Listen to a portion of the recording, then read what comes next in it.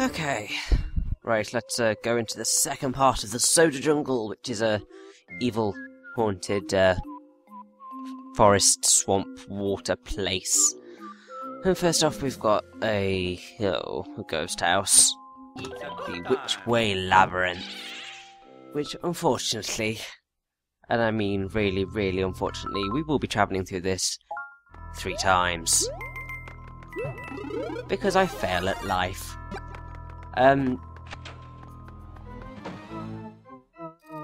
It's basically because sort of I needed to get the secret exit, and it was just a pain in the backside.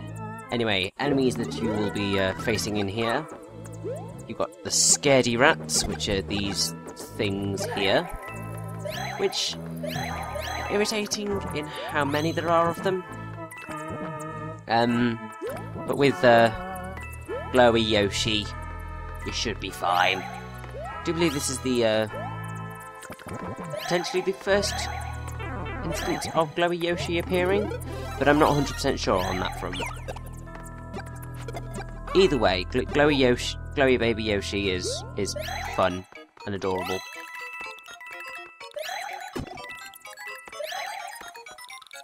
Now, I have to say, sort of, I'm really not that much of a fan of this ghost house, just because it's marginally irritating if you get, because it's the whole, you never know which door to go through, so it's just a pain. And to get the star coins, you kind of got to go in the wrong path sometimes. Also, this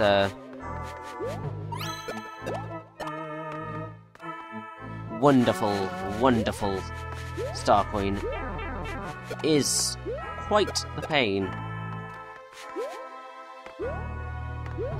Yeah, in general, just sort of, it's very slow. Maybe I'm just sort of more used to Sonic. Oh, no.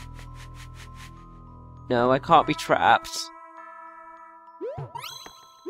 No, don't tell me I'm trapped. Please don't tell me I'm trapped. Oh, thank gosh. I was slightly terrified then. Now, I have to say, these are reasonably interesting enemies. They're called bruisers. They don't really appear that much, but they're still at least something a bit different. You don't really see them too much. First appeared in the original New Super Mario Bros. Actually, so they're a total New Super Mario Bros. Invention. But apparently they appeared in Sticker Star as well, but I do not remember that. Maybe just because I avoided them. Oh well. It's fine by me, I don't have to deal with them that much. Oh yes, and we have the wonderful booze, because it wouldn't be a ghost house without booze. Like, seriously, that'd just be ridiculous. You also have some big booze somewhere, I believe, but I can't quite remember where. I'm sure they'll turn up eventually. Now, this part is the part where the oh, there's the big booze. Yeah, this is the part where the recording failure is going to have kicked in. So for at least a little while, aka 2 parts, I believe. Well, basically, what's gonna happen is that I am going to have completed all of the star coins and all the secret exits and so on and so forth. But I am going to replay through the levels and get them again, because that was the only way I could think to do it. I will be abusing it to high heaven. Well, I will not be abusing that fact to high heaven. I'll be abusing the how do I put it? I'll be abusing the Super Acorn and all the items and so on and so forth that I got after I finished the game. And also, you'll not see me losing any lives because of the wonderful thing that occurs when you've actually beaten the game. It allows you to save automatically. Well, not save automatically. It allows you to save at any point. So you don't have to beat a castle to do it. Which is very helpful. Particularly when you just want to not die and just want to get the few things that you've missed. It also makes it so much simpler for anything else. Also, I can't believe I didn't get that door. It's a very simple door to get. Oh well. Well, I mean, get it the first time. Now, I can't quite remember. This is a kind of awkward little door to get through, if I recall correctly. I'm not quite sure. I do believe you have to actually go up and over, rather than try and scoot under. Yeah, you have to go up and over. It's things like this that sort of make the ghost houses just annoying, in that you can't tell where the secret entrances are. Which I guess kind of introduces the whole trialing. But it's just a pain, really. Also, so many coins! What is this, New Super Mario Bros. 2? Ah! Oh well, it's worth it to get the lives. I certainly needed them, come the final levels of this world. Which you will see in the next part, actually, and my word, I despise them. They are the most irritating, stupid levels to get star coins in. There are a few worse star coins in general, but in total, these are just such a pain. It's mostly to do with the fact that a lot of them are so difficult without the oh yes, come on, come to me, star. Time to die, Booze. You've caused me suffering. And now you will face my wrath. My glowing, rainbow, sparkling wrath. And I love how glowy baby Yoshi was sparkling, even after we'd beaten the stage. Oh well. Yay for fireworks! And yay for getting an extra item, because oh, I could bloody need it. And it's a mushroom, that's always helpful. Can't quite remember how things went immediately after this. Look, all those pea acorns. Yeah, they didn't last that long. Particularly because I didn't know how to use the pea acorn. It's something that I abuse later on, but oh well. This is the point where the game decided it was going to hate me and die on me, thereby making all of my progress completely worthless. So, as I said before, many times after beating the game I came back and did all this. That's why the life counter just leapt up dramatically, and that's also why I will be saving immediately after every stage, and why everything is unlocked, as I've been saying quite a lot. It's the one thing I don't like about the, well, at least it's something that's the problem with a particular version of how do I phrase this? It's a problem with the particular version of the Hopage software that I've got, and the particular version of Sony Vegas that Sony Vegas Movie Studio that I've got. And basically, if if the recording cuts out and it decides that it doesn't like me anymore, then basically, because I have to rewrap most of the footage that I record if it's from a next-gen console. If it's from like PS2 and so on, I don't have to rewrap it, because it starts as an .m2ts file, and then I have to turn it into a .mov file for it to actually work in Sony Vegas. Which is a pain, but it does the job. But if the recording screws up, then it won't convert, which is very evil, and quite easily leads to failed recordings, more often than I would prefer. Now, this wouldn't have been a problem if it hadn't been the entire second half of this particular world, because I dislike this world. It hates me. I do have ever quite like this stage. It's a very interesting stage design, and it's actually based on well, and inspired by the Van Gogh's The Starry Night. Van Gogh's name is horrific to pronounce. I don't think it's actually physically possible to properly pronounce his surname, because it's a very...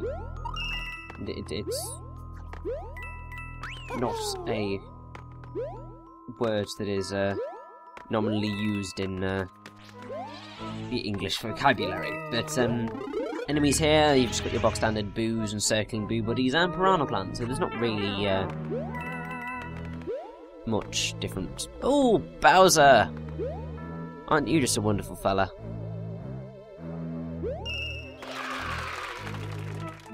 Now, for the most part, the star coins in this level aren't that bad, but it's definitely very helpful if you have the Super Acorn, because you don't have to worry too much. Now, one thing that really confuses me is the French name for this, largely because it's a bit rubbish. Because, like, the actual name of this level is Painted Swampland, but the French name is Tuile sur Toile, which is a kind of nice little pun, I guess, but it means tiles on canvas, which is really pants, if you ask me. It's not a great name. They could have done a lot better than that. Now, the main kind of gimmick with these two levels right here is that the standard exit leads you right back round to where you started. So, in both instances, you need to get the secret exit, which is irritating, to say the least, I guess. Particularly because if all you want to do is just get through the game, then that works perfectly, because you can just kind of hop, skip, and a jump through. However, if you want to get every exit, then it means you've got to play this level twice just to continue. It's not even like the other secret exits where you get a shortcut. These secret exits are the ones that you have to go through, which I guess is even kind of more harsh for actual playing through the level. Because if you're not used to getting the secret exits, then it's just slightly bizarre, because it's not something that you normally do. Anyway, it's not a particularly hard secret exit to find. It's reasonably well signposted, but that's not kind of the point. it's something that's just irritating to have to deal with. Also, just a fair warning, the level of skill you are seeing here will not be appearing for quite a while. Because, by this point it was just like, right, I'm just finishing this game, I do not care what happens, I'm just gonna beast it. And in doing that, because I'd developed these platforming pro skills, I was able to just absolutely obliterate the levels that had previously gave me so much grief. Also, the ability to have all the items and be able to just not have to deal with quite a lot of the obstacles is very helpful. Very, very helpful indeed.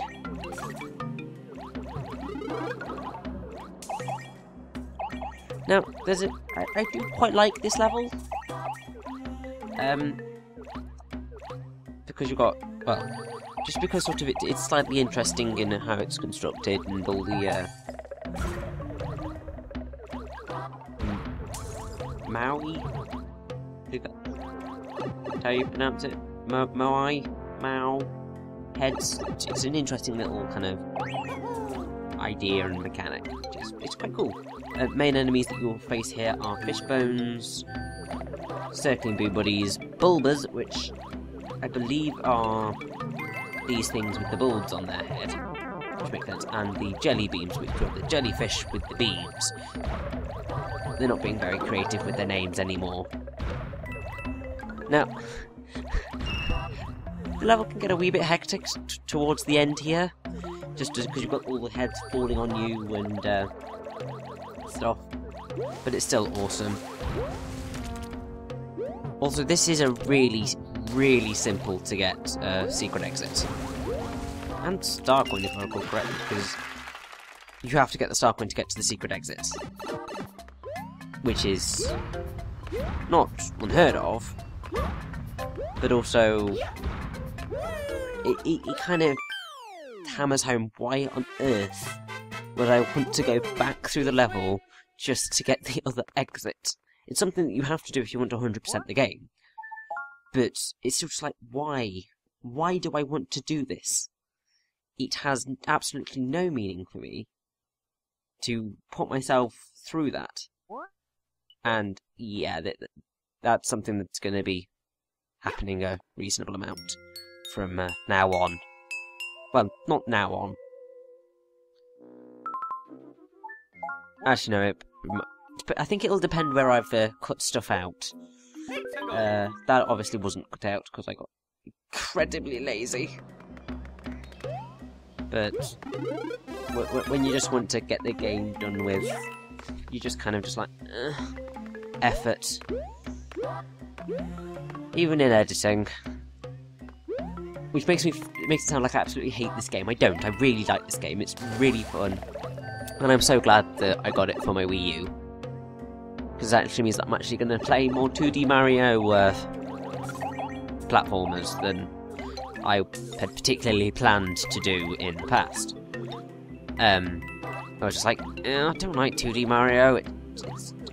I suck at it and stuff. But now I feel a bit more confident in my abilities. Whether that follows through is a different matter, because from what I can gather, New Super Mario Bros. U is at least a wee bit. It's kinder than New Super Mario Bros. Wii, because it's more balanced and less cheap, from what I can gather. So it's just generally better designed. And also sort of, I'm quite glad that I came in on what's considered the best game in the series. But anyway, I've got a star, let us just blitz through this. And then we will finally get outside of this damn hideous haunted house. Well, haunted house, haunted forest segment. Unfortunately, that's not going to happen until next time. Oh well, that's fine by me, because means that we'll be out of this world soon enough. Yes!